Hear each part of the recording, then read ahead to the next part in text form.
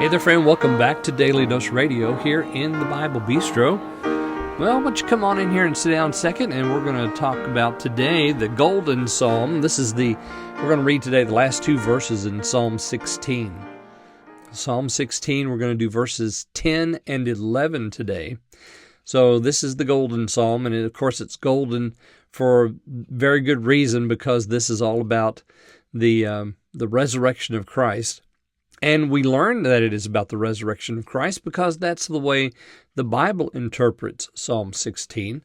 Not the entire psalm, but the last four verses, 8, 9, 10, and 11. It's all about Christ's resurrection, because Peter quotes Psalm 16 when he's preaching on the day of Pentecost. So we're going to look again to Acts chapter 2. Today, verses 27, 28, I think it's it. Yeah, 27 and 28. But before we do that, why don't we just look at the text we have here in Psalm 16 and see what David had to say. So here is verse 10, Psalm 16. For thou wilt not leave my soul in hell, neither wilt thou suffer thine Holy One to see corruption. Thou wilt show me the path of life. In thy presence is fullness of joy. At thy right hand there are pleasures forevermore. All right. So, who is speaking here? Well, this is none other than the Lord Jesus. This is about him. You're not going to leave my soul in hell. You will not leave my soul in hell. That's the way we begin there in verse 10. Well, whose soul? We talking about David? No.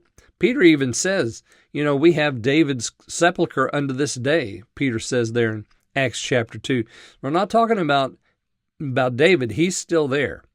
No, it's Jesus that we're talking about here, because God raised him from the dead.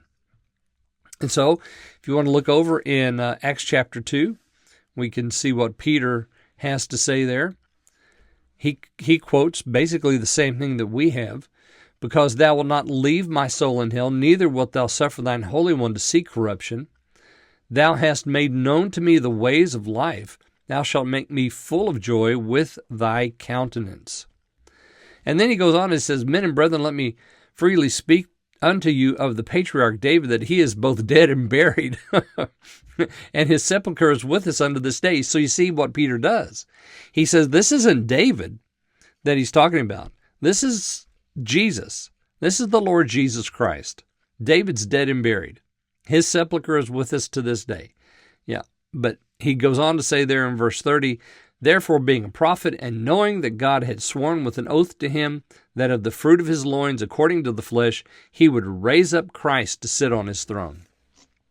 So, Peter's preaching on the day of Pentecost, and he says, the Lord Jesus has been raised from the dead. It was not possible, he says, that he would be left in the grave. Not possible. Let me go back up there and just make sure I have that right. Yeah, whom God hath raised up, having loosed the pains of death, because it was not possible that he should be holden of it. Why wasn't it possible? It's possible for every man to stay in the grave. David stayed in the grave, but why not Jesus? Because there is a promise. Psalm 16. It was impossible that Jesus should stay in the grave because we have Psalm 16. God made a promise, and it is not possible for God to lie, and it is not possible for him to forget his promise and not to accomplish it. It is not possible. So therefore, it's not possible that Jesus should stay in the grave because God made a promise. And Peter quotes that here in Acts chapter 2, when he's preaching on the day of Pentecost. This Christ is raised from the dead. And it's because we have a promise that he was going to do that, and he did it as he spoke through his prophet David. Yeah. So there's Psalm 16, the Golden Psalm, the first of 6. And we'll see Miktam again, but it's going to be a while. And so I hope that you enjoyed that. Join me again next week or next time, and we're going to look at Psalm 17, a prayer of David. So join me then here on Daily Dose Radio.